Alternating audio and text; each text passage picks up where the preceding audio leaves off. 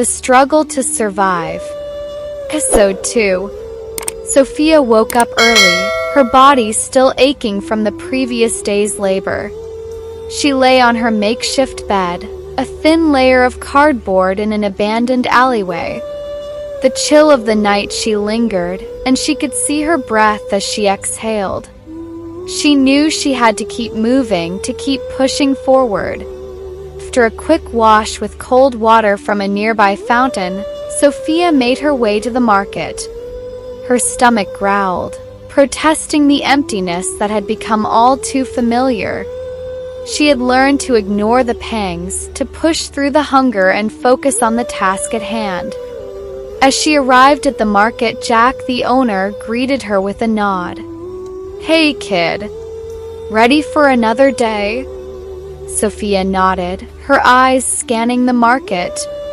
The smell of fresh bread and fruits filled the air, enticing her senses. She threw herself into the day's tasks, determined to prove herself. She swept floors, emptied trash cans, and helped customers with their purchases. Her movements were mechanical, her mind focused on the task at hand. But despite her best efforts, Sophia couldn't shake off the feeling of being an outcast. Her clothes were tattered, her hair unkempt, and her eyes sunken from lack of sleep. She knew she didn't fit in, that she was a stranger in a world that didn't want her. Just as Sophia was starting to feel like she was getting the hang of things, a rude, rich customer walked into the market. He was tall, with a paunchy stomach and a sneer on his face. Sophia tried to ignore him, but he made a beeline for her, his eyes scanning her up and down. Well, he sneered. "What do we have here?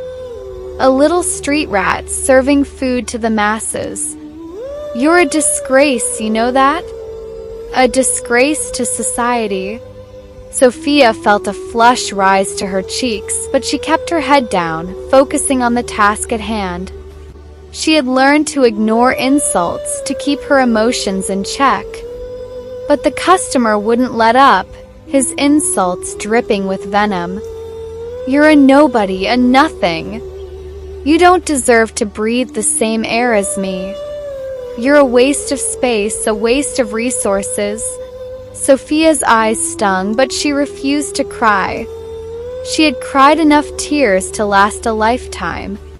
Instead, she kept her eyes fixed on the floor, her hands moving mechanically as she served the customer. But the customer wouldn't leave her alone. He kept taunting her, his words cutting deep into her soul.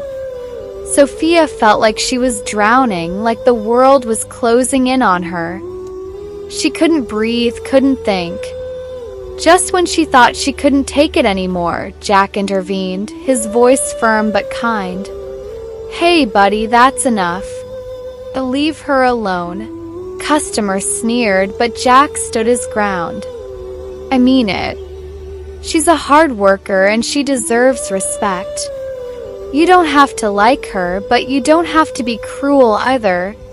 Sophia felt a surge of gratitude towards Jack, but the customer just laughed. "Respect?